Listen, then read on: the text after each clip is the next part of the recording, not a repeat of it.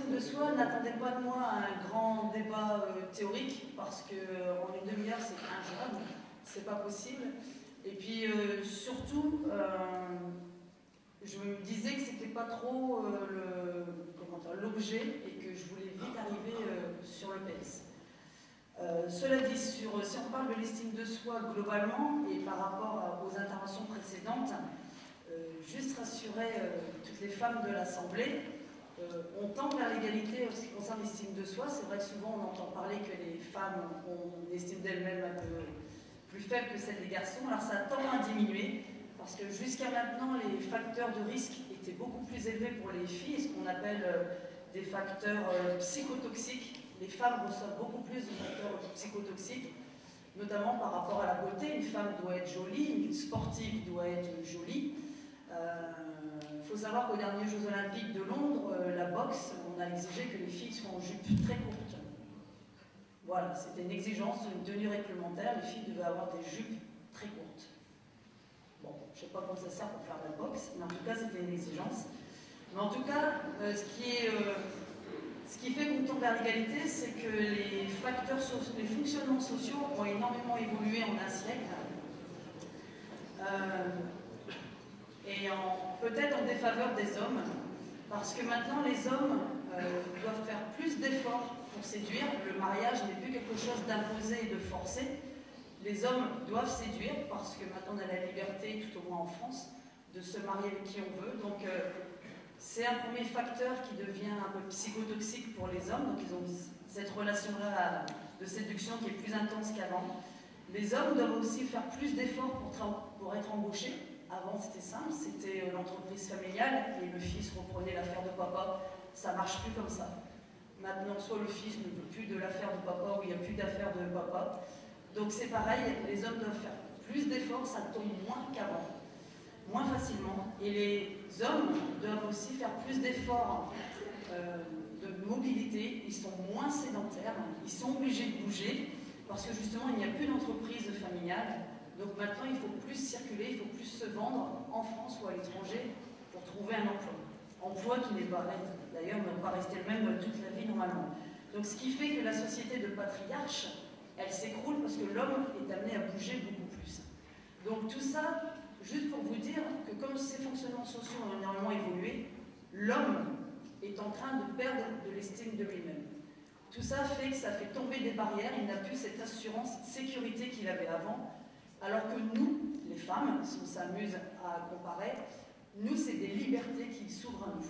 Donc, quelque part, j'ai envie de dire, les femmes gagnent du terrain sur le plan social, sur le fonctionnement social, et les hommes sont en train d'en perdre, entre guillemets. Donc, je ne sais pas si on peut dire qu'on tend vers une égalité, mais quand on dit que les femmes ont une estime d'elles-mêmes plus faible que celle des hommes, ça tend à ne plus devenir vrai, et notamment aussi sur le plan physique, puisque les hommes sont aussi envahis maintenant par des facteurs psychotoxiques. Il y a longtemps été dit le coup de la poupée Barbie, que les femmes devaient ressembler à la Barbie. Les hommes, de plus en plus, doivent être jolis, et je souhaite à tous ceux qui ne sont pas très musclés, pas très bronzés et beaucoup poilus, de regarder les publicités, parce que maintenant, les hommes s'affichent de plus en plus nus, musclés, bronzés, sans poils, etc. Donc vous aussi, maintenant, vous êtes sujette à ça. Alors, tout ce que je viens de dire, ça ne vient pas de moi, ça vient des études de Christophe André, qui est psychologue sur l'estime de soi, et donc qui dit que dans ses consultations, de plus en plus maintenant, il reçoit des hommes avec les mêmes problématiques que les femmes. Voilà, ça c'était pour planter le décor. Normalement, ça je ne devais pas le dire, c'est parce que c'est avec l'intervention de Cathy que ça m'est revenu en mémoire.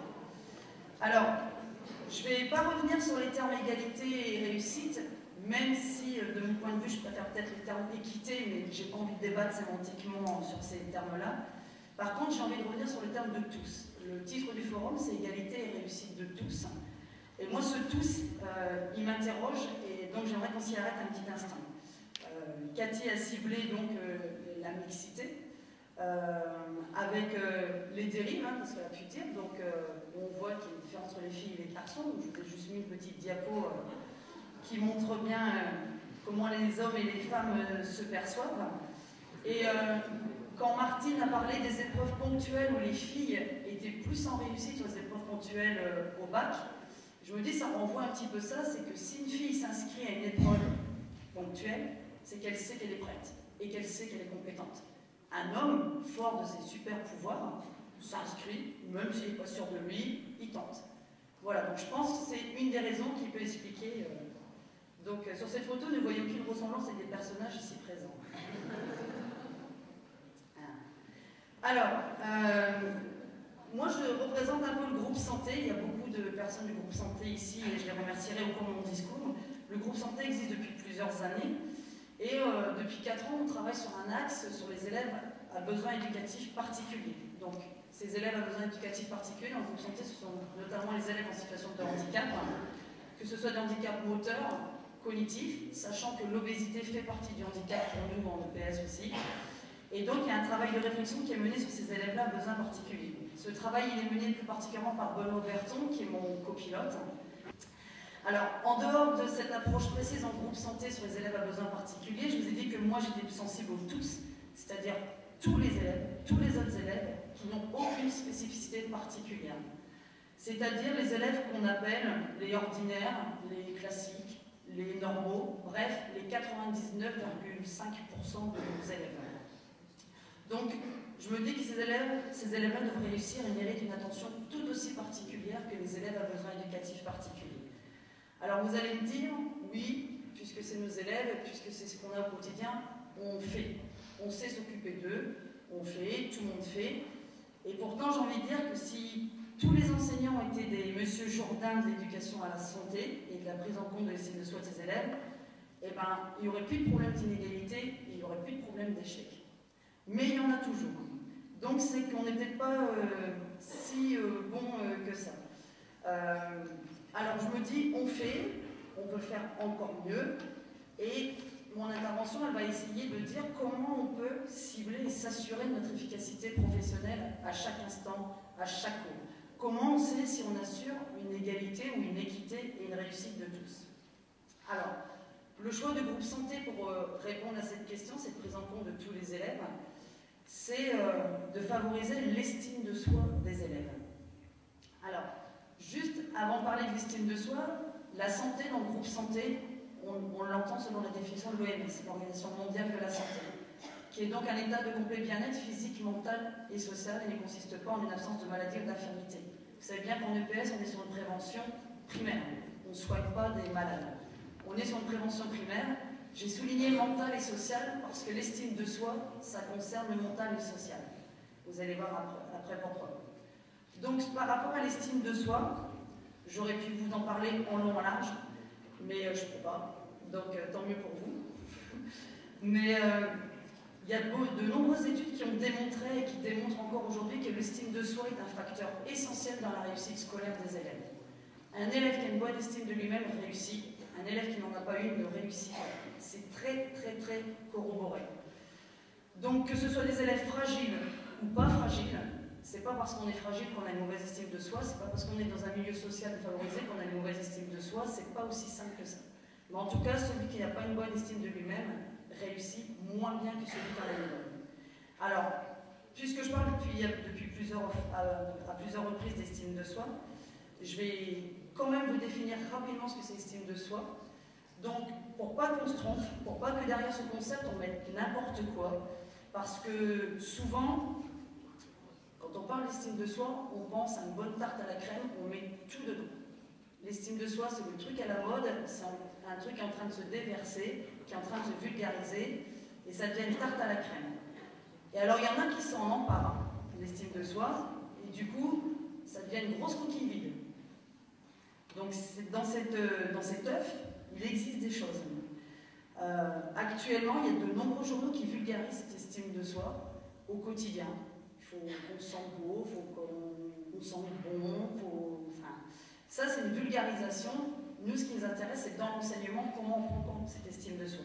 Et cette estime de soi dans l'enseignement, pour lutter dans mon établissement sur ça, parce que c'est l'axe de notre CEC, l'estime de soi, au début, ça a été très controversé, ça a été pris, il faut faire croire à l'élève qu'il est bon, même s'il est mauvais. Je suis dans un collège éclair, donc à Amiens-Nord, collège pas forcément évident, donc c'était faire croire que l'élève était bon. Alors non, je m'insurge, c'est pas de faire croire que l'élève il n'y a que lui de bien. C'est pas de déformer la réalité, et c'est pas un petit chat qui devient un gros lion, c'est pas lui donner une image déviée de lui. Et puis alors celle-là, je l'adore, mais c'est pas non plus de l'autosuffisance. L'estime de soi, c'est pas ça. C'est loin d'être ça. C'est plutôt 4 composantes. Donc c'est pas moi qui les ai inventées non plus, il y a des sous-tendus théoriques, mais je vous les passe. L'estime de soi, c'est la confiance en soi, déjà, qui se construit tout le temps, en permanence, qui se construit via l'éducation qu'on reçoit, via les professeurs qu'on rencontre. Ça se construit tout le long de la vie, la confiance en soi. La deuxième composante de l'estime de soi, c'est la connaissance de soi. On verra qu'en EPS, il y a plein de moyens pour que l'élève apprenne à se connaître, sur un plan physique, sur un plan mental, sur un plan social. La troisième composante, c'est le sentiment d'appartenance sociale. J'y reviendrai dans mon intervention, parce que ça va être le cœur un petit peu de l'intervention. Et puis, c'est le sentiment de compétence. Donc un élève qui a confiance en lui, un élève qui connaît ses qualités, ses défauts, ses pouvoirs ou pas ses pouvoirs, qui a une affiliation autour de lui, qui a de l'affection autour de lui et qui se sent compétent, a une estime de lui-même. Il existe des indicateurs en EPS qui permettent de bâtir sur ces 4 composantes. Donc j'en rajouterai juste une, c'est le sentiment d'autodétermination. Plus un enfant a la possibilité de prendre des décisions, plus il assume une estime de lui positive. La prise de décision nous conforte dans le fait qu'on a un pouvoir sur les choses. Et quand on a un pouvoir sur les choses, c'est signe d'une estime de soi positive. Je vous ai dévoilé le truc, c'est pas bien. Donc, ces 4 composantes seront définies cet après-midi dans des ateliers, selon les ateliers auxquels vous irez, mais je vous aiguillerai au fil de mon intervention. Alors, le groupe santé et avec tous les membres du groupe santé, on a donc décidé de travailler sur une démarche d'enseignement qui intègre les composantes les composantes mentales et sociales au dispositif didactique et pédagogique. C'est-à-dire tout ce que l'on propose, on pense aux aspects mentaux et aux aspects sociaux des élèves. Et on construit nos dispositifs autour de ça. Alors la pierre angulaire, justement, de cette démarche, elle repose sur un levier essentiel qui est institutionnel, donc on n'a pas été chercher bien loin. Donc ce sont les composantes méthodologiques et sociales. Ces composantes méthodologiques et sociales, je ne fais pas l'affront de vous les mettre, mais je vous les remets quand même. Donc la première, pour faire bref, c'est agir dans le respect. La deuxième, c'est organiser et assumer des rôles sociaux et des responsabilités. La troisième, c'est se mettre en projet. Et la dernière, c'est se connaître, se préparer, se préserver. Donc ces 4 composantes méthodologiques et sociales-là peuvent permettre de favoriser l'estime de soi des élèves si on les utilise à bon escient en EPS. Alors vous allez me dire, sur le terrain, ça se décline comment? Donc comment on peut prendre en compte ces composantes méthodologiques et sociales? Comment on peut les intégrer sans les plaquer? Ces fameux 4 points qui sont au référentiel brevet, là, on ne sait pas trop quoi en faire, c'est là, c'est plaqué, on met 4 points, on ne sait pas trop. Enfin moi, justement, je ne sais pas trop. Comment on peut associer ces composantes méthodologiques et sociales à la pratique motrice de tous les élèves? Et je dirais même comment on peut les rendre interdépendants de la motricité des élèves. Les CMS ne peuvent pas fonctionner sans motricité, et la motricité ne peut pas fonctionner s'il y a des CMS quand on est dans un groupe classe. Et comment on peut transformer ces composantes méthodologiques et sociales en indicateurs de réussite. Donc ça va être un petit peu les questions auxquelles on va répondre cet après-midi.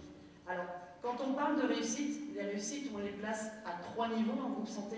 Ce sont des réussites corporelles, l'enfant doit réussir corporellement.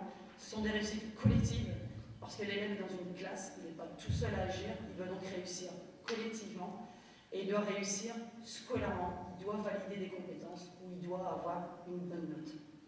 Alors, des propositions qui vont être apportées cet après-midi dans les ateliers, on a cette prétention-là dans le groupe santé, ça ne reste que des propositions.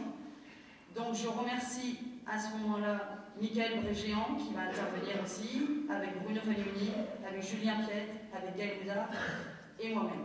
Donc petit placement de produit. Voilà. Donc,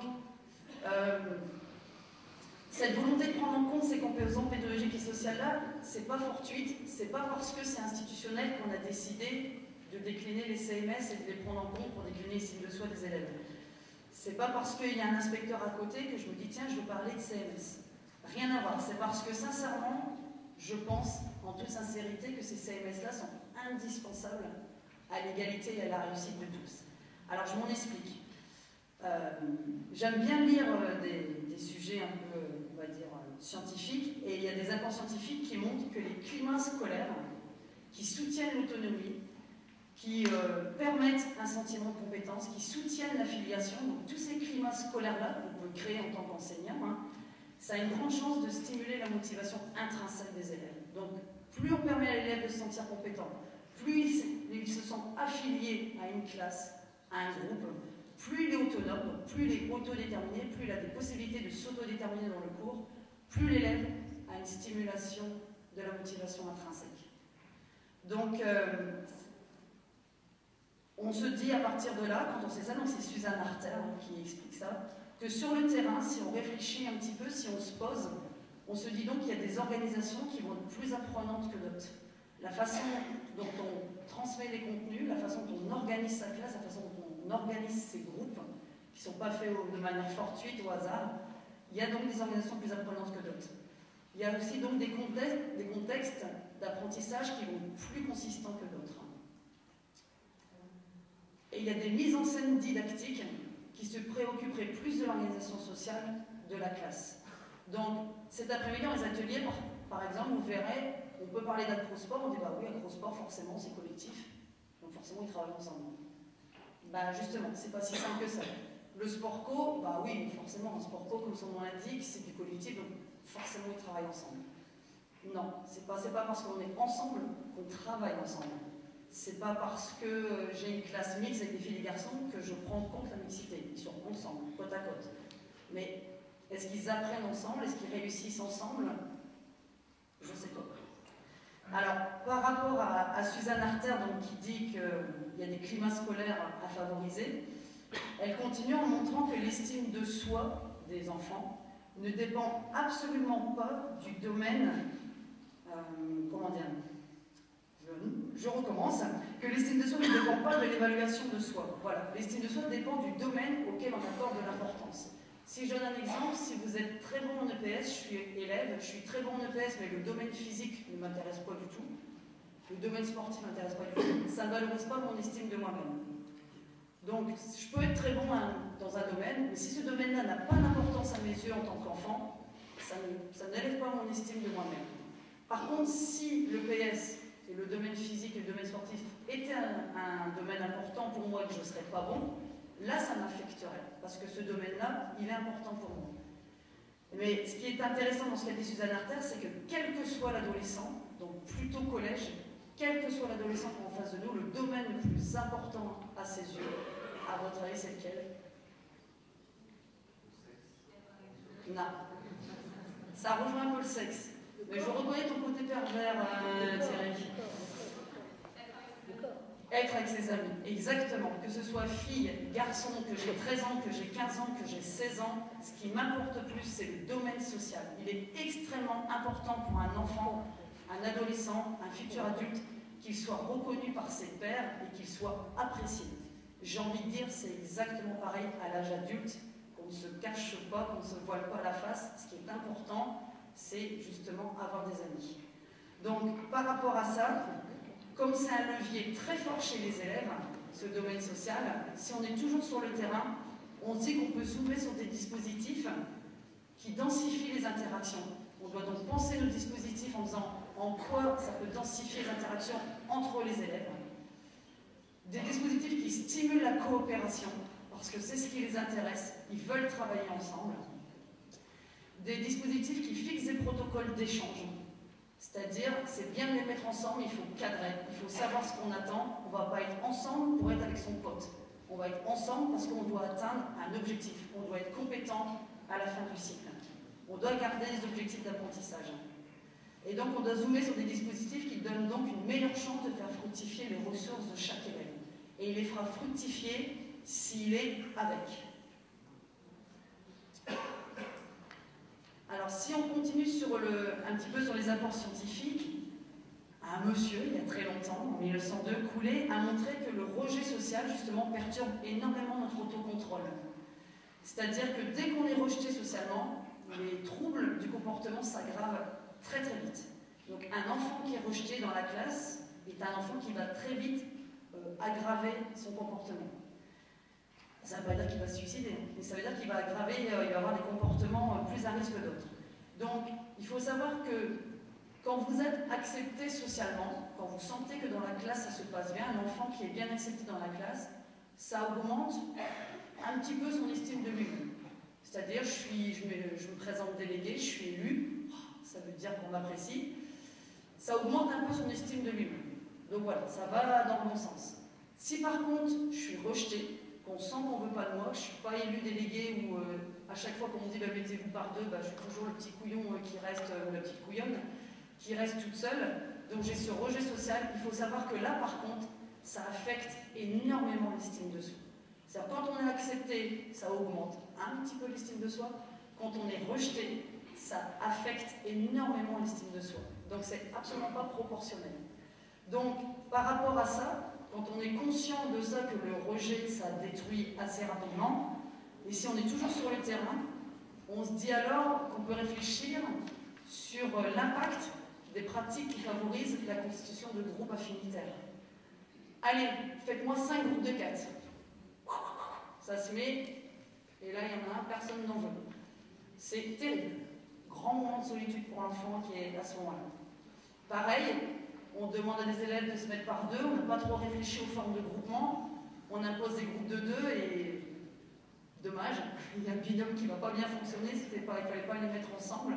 C'est terrible pour ce binôme-là, surtout pour celui qui va rejeter l'autre. Donc voilà, ce genre de questions dont on peut se poser la question de l'impact sur les élèves. Alors, après, dernière source scientifique, et j'en aurai bientôt fini avec mon intervention, tout ce qui est apprentissage, alors c'est pas de moi non plus, c'est Nicolas de Guéry pour ceux qui veulent la référence. Tous les apprentissages collaboratifs ou coopératifs, comme l'observation, le coaching, etc., sont source de mise en projet de l'élève et de socialisation de l'élève. Donc, je me dis que si ces apprentissages s'apprennent, c'est qu'ils s'enseignent. Et souvent, on pense qu'il suffit de mettre les enfants ensemble, les élèves ensemble, pour qu'ils apprennent. Alors que non. Si ça s'enseigne, si ça s'apprend, c'est forcément ça s'enseigne, donc ça se didactise. Donc, cet enseignement-là, il n'est pas factuel, je vous l'accorde, c'est pas un allant de soi, ça ne tombe pas comme ça, c'est un vrai dispositif didactique qu'il faut penser. C'est d'autant plus fondamental, à notre avis, tout au moins dans le groupe santé, de prendre en compte ces CMS-là, toutes ces compétences méthodologiques et sociales, notamment la 2, autour des rôles sociaux, que plus vous allez bâtir des formes d'intervention avec vos élèves qui prennent en compte ces CMS, plus vous allez vous libérer, vous, en tant qu'enseignant. C'est-à-dire vous libérer d'un dispositif, vous libérez d'un dispositif d'apprentissage et vous n'allez plus devenir la seule source d'apprentissage. Les élèves, entre eux, s'apprennent des choses. Vous êtes là pour créer un dispositif et faire que la mayonnaise prend. Donc vous n'êtes pas la seule source d'apprentissage. Ça, c'est déjà un changement de valeur, c'est accepter de se dire que selon le dispositif que je mets en place, quelque part, je délègue aux élèves. C'est d'autant plus important que si vous vous libérez de ce type de tâches, d'observation, etc., vous êtes là pour la motricité des élèves. Il ne faut pas oublier qu'un prof de PS, il est là pour faire progresser physiquement ses élèves. Il est là pour leur faire atteindre des compétences de niveau 1, 2, 3, 4, 5. Mais il faut qu'on soit libéré pour qu'au niveau motricité, les élèves progressent. Donc, le professeur est une ressource trop rare pour se rendre disponible pour tout. Il doit donc rester vigilant et disponible pour la motricité des élèves. Il est donc indispensable de déléguer et de dévoluer une partie du suivi à divers dispositifs, et on pense à tout ce qui est co- et auto-évaluation. Mais la co- et la auto-évaluation, qui sont des dispositifs, des formes d'intervention qu'on utilise, ne peut être efficace que si en amont, on a formé nos élèves à la coopération. Et ça s'apprend et ça s'enseigne. Alors, j'ai envie de dire, cet enjeu-là de prendre en compte les compétences méthodologiques et sociales pour favoriser l'estime de soi des élèves, c'est d'autant plus important que toutes ces options que l'on va prendre, ça impacte autant le registre des apprentissages, donc plutôt moteur, mais que le plaisir de vivre ensemble. Le plaisir de vivre ensemble, c'est tout ce qu'on vous a dit, là, tout ce que je vais vous présenter sur les démarches mentales et sociales de l'élève. Alors, ce développement de cette culture coopérative, élève-élève, prof-élève, permet de plus, à mon avis, de se sentir solidaire de l'organisation du travail et de ses buts. C'est tout le monde, prof, élève, qui est embarqué dans le même bateau. Donc, ce bateau, il doit être juste, équitable, égalitaire, et il faut espérer avoir tout mis en œuvre pour que chaque élève puisse réussir dans votre cours, plus tard, et encore bien plus tard. Donc, les compétences méthodologiques et sociales sont, à notre avis, au service de l'estime de soi, qui est elle-même au service de l'éducation à la santé, versus santé mentale et santé sociale. Donc, je finirai avec cette citation donc de Roger de Thèse qui dit que la perte de l'estime de soi étouffe l'être humain, elle ligote ses forces vives, elle va jusqu'à rendre impossible la création, donc jusqu'à rendre impossible la réussite. Voilà, j'en ai fini et donc cet après-midi, on détaillera pour ceux qui souhaitent suivre les ateliers du groupe santé. L'idée, c'est de montrer, notamment sur la CMS 2 et la CMS 4, comment on l'a fait rentrer dans notre dispositif de pédagogue. Voilà, je vous remercie de votre attention.